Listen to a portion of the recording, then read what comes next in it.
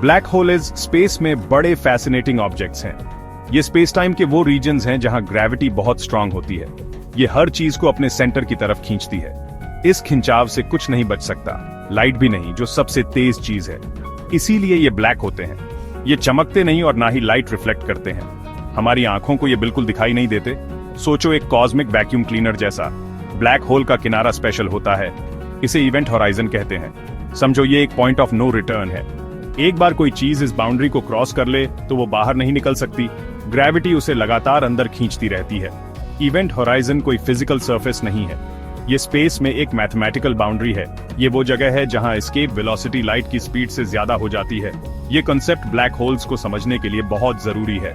Universe में एक बहुत इंपॉर्टेंट लाइन, ज्यादातर ब्लैक होल्स मैसिव स्टार्स से बनते हैं। ये स्टार्स हमारे सन से बहुत बड़े होते हैं। जब ऐसे स्टार का फ्यूल खत्म हो जाता है तो वो मर जाता है। उसका कोर अपनी ही ग्रेविटी के नीचे कोलैप्स हो जाता है। ये कोलैप्स बहुत तेज और वायलेंट होता है। कभी कभी इससे सुपरनोवा एक्सप्लोजन भी होता है। स्टार की बाहर की लेयर्स उड़ जाती है, लेकिन कोर छोटा और छोटा होता जाता है। ये बहुत डेंस और कम्पैक्ट हो जाता है। तब एक नया ब्लैक होल पैदा होता है। ये फॉर्मेशन प्रोसेस काफी ड्रामेटिक होता है। स्टार का कोर काफी मैसिव होना चाहिए, यूजुअली हमारे सन के मास से 3 गुना से ज्यादा। अगर उससे कम हो तो वो न्यूट्रॉन स्टार बन सकता है या फिर व्हाइट ड्वार्फ स्टार भी बन सकता है। लेकिन सबसे बड़े स्टार्स के लिए कोलैप्स को कोई रोक नहीं सकता। ग्रेविटी आखिरी कॉस्मिक बैटल जीत जाती है। सारा मैटर एक छोटे से पॉइंट में सिकुड़ जाता है। इस पॉइंट को सिंगुलैरिटी कहते हैं। कॉस्मिक इंजीनियरिंग का एक सच्चा कमाल। ब्लैक होल के इफेक्ट्स बहुत गहरे होते हैं। इसका ग्रेविटेशनल पुल ही मेन फीचर है। ये पुल ब्लैक होल के पास बहुत पावरफुल होता है। ये आसपास के स्टार्स और गैस क्लाउड्स को पकड़ सकता है। ये मैटर तेज स्पीड से अंदर की तरफ स्पाइरल करता है। ये गर्म होकर रेडिएशन छोड़ता है। अक्सर इसी तरह हम ब्लैक होल्स को डिटेक्ट करते हैं।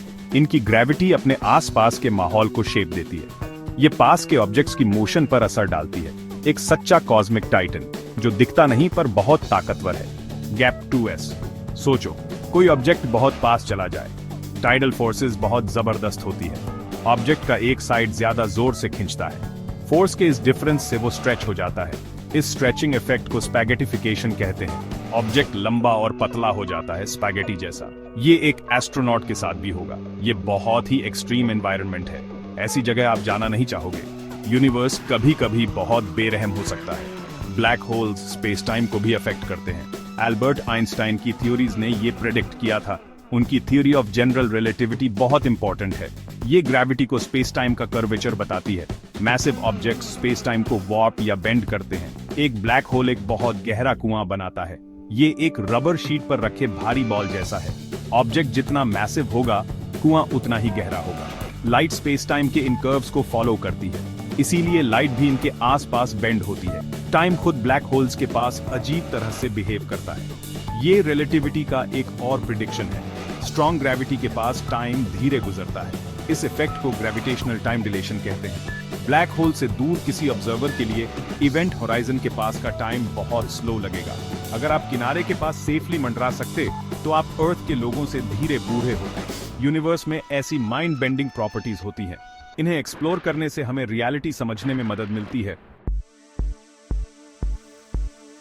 साइंटिस्ट्स ब्लैक होल्स को उनके मास के हिसाब से क्लासिफाई करते हैं। सबसे कॉमन है स्टेलर ब्लैक होल्स। ये इंडिविजुअल स्टार्स के कोलैप्स से बनते हैं।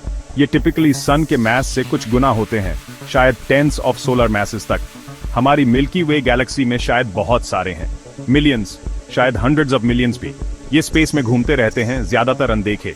इनकी ग्रेविटी फिर भी एक लोकल फोर्स है, जब तक कि आप बहुत बहुत पास न चले जाएं। फिर आते हैं सुपर मैसिव ब्लैक होल्स। ये ब्लैक होल फैमिली के जायंट्स हैं।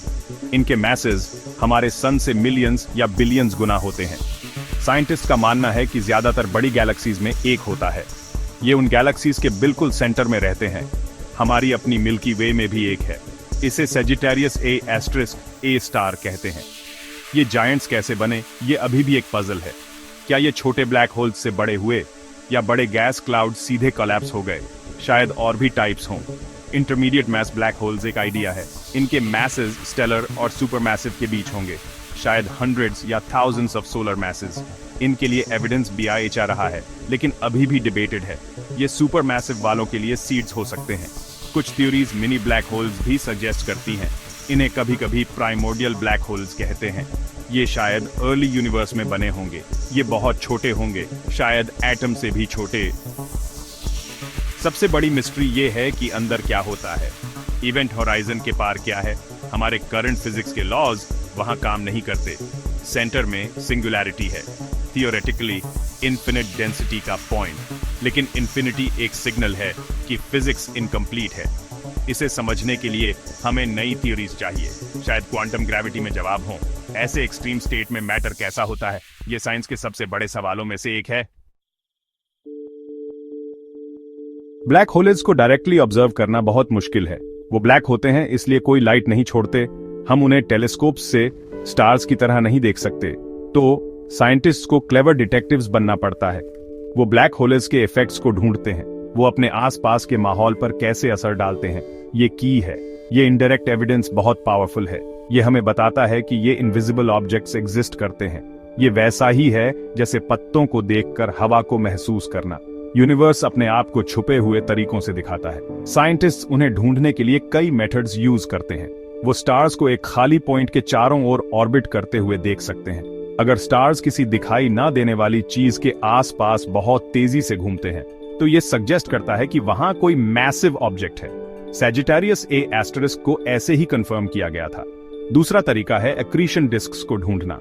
ये तब होता है जब गैस और डस्ट एक ब्लैक होल में स्पाइरल करते हैं। मटेरियल बहुत गर्म और ब्राइट हो जाता है। ये एक्स रेज और दूसरी रेडिएशन छोड़ता है। टेलीस्कोप्स इस एनर्जेटिक चमक को डिटेक्ट कर सकते हैं। हमारा सोलर सिस्टम ब्लैक होल्स से सेफ है। हमारे आसपास कोई ब्लैक होल नहीं है। सबसे करीबी स्टेलर ब्लैक होल बहुत दूर है, कई लाइट ईयर्स दूर, जिससे कोई खतरा नहीं है। हमारा सन ब्लैक होल नहीं बनेगा। वो उसके लिए उतना मैसिव नहीं है। वो अपनी लाइफ एक व्हाइट ड्वार्फ के तौर पर खत्म करेगा। हालांकि हमारी गैलेक्सी में एक सेंट्रल जायंट है।